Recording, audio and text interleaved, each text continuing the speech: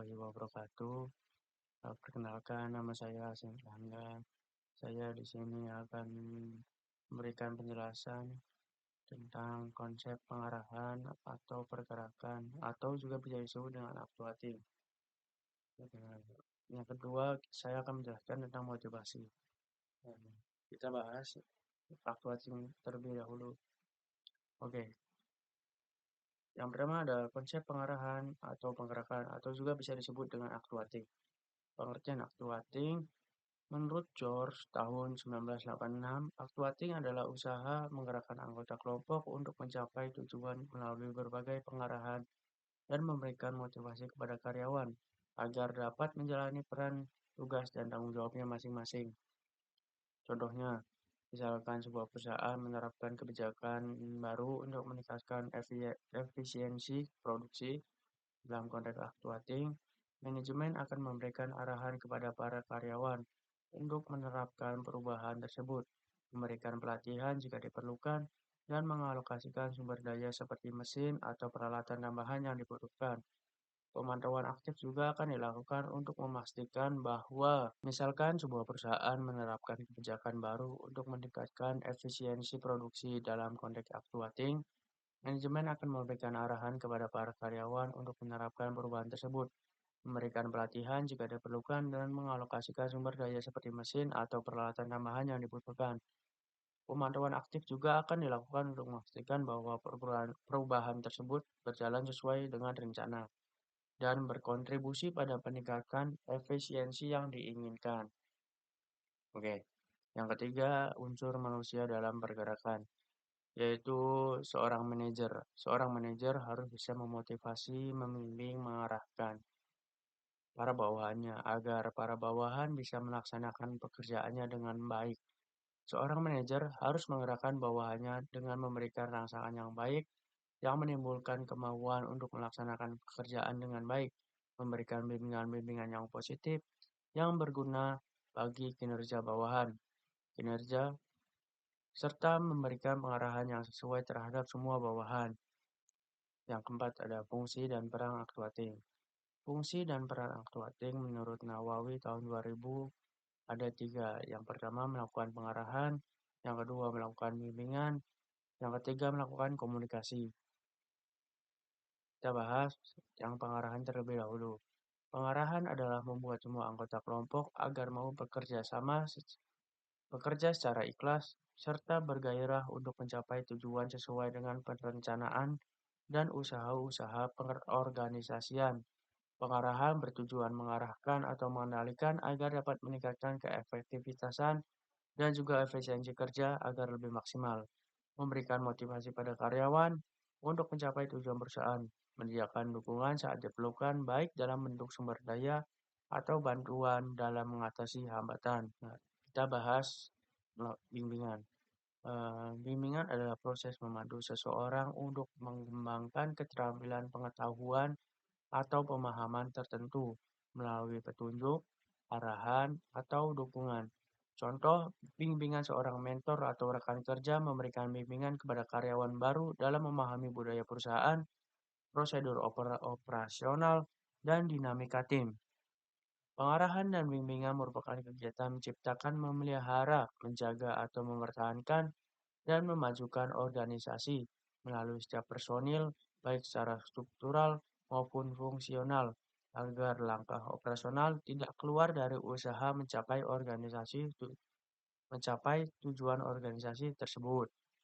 Yang ketiga, ya saya sekarang menjelaskan komunikasi terlebih dahulu. Komunikasi adalah alat penting dalam actuating.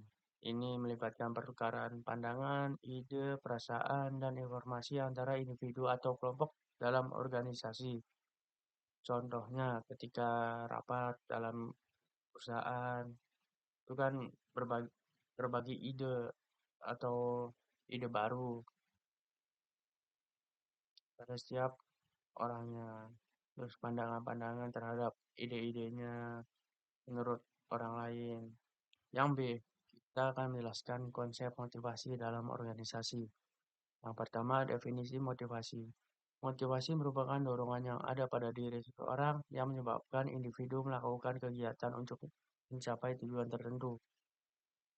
Contohnya ketika kita ingin berprestasi, contohnya dalam olahraga renang, kita akan mencari tahu tentang olahraganya, kemudian kita akan berlatih sekuat sebisa kita untuk mencapai tujuan yang kita inginkan, yaitu menjadi juara pada olahraga renang tersebut.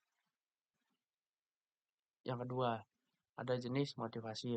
Menurut Dimyati Mujiono tahun 2002, motivasi memiliki dua jenis tingkatan, yaitu motivasi primer dan motivasi sekunder. Motivasi primer adalah motivasi yang ada pada setiap individu dan biasanya berkaitan dengan kebutuhan fisiologis dan keamanan. Kebutuhan untuk mendapatkan, contohnya kebutuhan untuk mendapatkan gaji.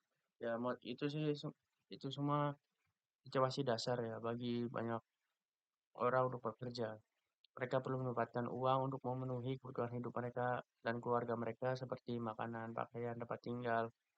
Ya, seperti itu. Kemudian ada motivasi sekunder. Motivasi sekunder adalah motivasi yang muncul sebagai hasil dari pengalaman atau belajar seseorang. Seseorang mungkin tidak memiliki kebutuhan atau keinginan alami untuk sesuatu, tetapi mereka belajar untuk menghargai atau menginginkannya seiring waktu.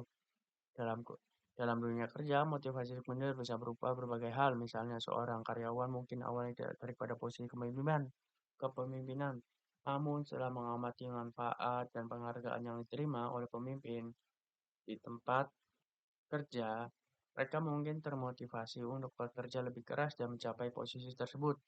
Yang ketiga, sifat motivasi. Sifat motivasi itu ada dua, menurut motivasi intrinsik, motivasi ekstrinsik. Kita jelaskan motivasi intrinsik terlebih dahulu. Motivasi intrinsik adalah motivasi yang muncul dari dalam diri untuk mencapai sesuatu demi memuaskan diri sendiri tanpa dipengaruhi oleh imbalan dari eksternal. Ini adalah dorongan dari dalam diri seseorang yang membuat mereka bersemangat melakukan pekerjaan atau menyelesaikan tugas bahkan ketika tidak ada penghargaan. Contohnya, beberapa karyawan mungkin bersemangat mengerjakan tugas sehari-hari karena pekerjaan tersebut sesuai dengan minat mereka. Mereka mungkin merasa puas dan bahagia hanya dengan melakukan pekerjaan tersebut dan bukan karena imbalan atau hadiah yang akan mereka terima. Kemudian, kita akan menjelaskan motivasi ekstrinsik. Motivasi ekstrinsik adalah motivasi yang muncul karena adanya keinginan untuk mendapatkan imbalan atau hadiah. Imbalan atau hadiah ini berupa pujian, penghargaan, uang, atau barang tertentu. Selain itu, melakukan suatu kegiatan dengan maksud menghindari hukuman juga termasuk dalam motivasi ekstrinsik. Sebagai contoh, karyawan mungkin lebih bekerja keras atau melakukan tugas tambahan dengan harapan mendapatkan peningkatan gaji atau bonus. Yang keempat, ada teori motivasi. Menurut Sri Mulyani, dikutip oleh Darsono, teori motivasi dibagi menjadi tiga, yaitu motif berprestasi, motif berafiliasi, dan motif berkuasa.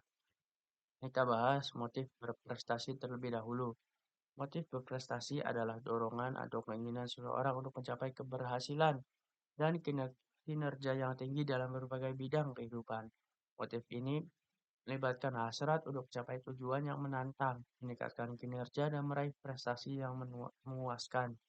Contohnya, seorang kerja yang memiliki motif berprestasi akan memiliki keinginan untuk mencapai kesuksesan dan kinerja yang tinggi dalam karir mereka. Mereka akan menetapkan tujuan yang ambisius, bekerja keras, dan mencari peluang untuk mengembangkan diri mereka secara profesional. Kemudian kita akan membahas motif berafiliasi. Motif berafiliasi mengacu pada dorongan atau keinginan seseorang untuk terlibat dalam hubungan sosial yang positif dengan orang lain.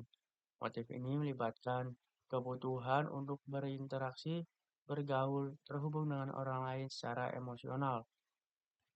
Contohnya, dalam kolaborasi tim. Seseorang individu dengan motif berafiliasi akan merasa termotivasi untuk bekerja dalam tim yang kooperatif dan saling mendukung. Mereka akan mencari kesempatan untuk berkolaborasi dengan rekan kerja, berbagai ide dan bekerja sama untuk mencapai tujuan bersama. Kemudian ada motif berkuasa.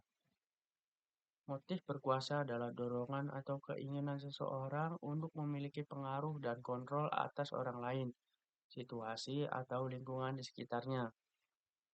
Motif ini melibatkan keinginan untuk memperoleh kekuasaan dan otoritas yang memungkinkan individu untuk mengendalikan atau mempengaruhi orang lain. Contohnya, seseorang CEO perusahaan yang memiliki motif berkuasa mungkin memiliki ambisi untuk mencapai prestasi dan kekuasaan di dunia bisnis. Mereka akan mengambil keputusan strategis, mengatur arah perusahaan, dan mempengaruhi kebijakan organisasi untuk mencapai tujuan bisnis yang ambisius. Ambisius. Kemudian yang kelima, fungsi motivasi. Menurut Sardiman tahun 2006, fungsi motivasi antara lain ada tiga: mendorong manusia untuk berbuat, yang kedua menentukan arah perbuatan, yang ketiga menyeleksi perbuatan. Oke teman-teman, semuanya itu yang dapat saya bagikan kepada kalian tentang pembelajaran actuating. Yang kedua, kemudian ada motivasi. Sekian, terima kasih. Kurang lebih mohon maaf. Wassalamualaikum warahmatullahi wabarakatuh.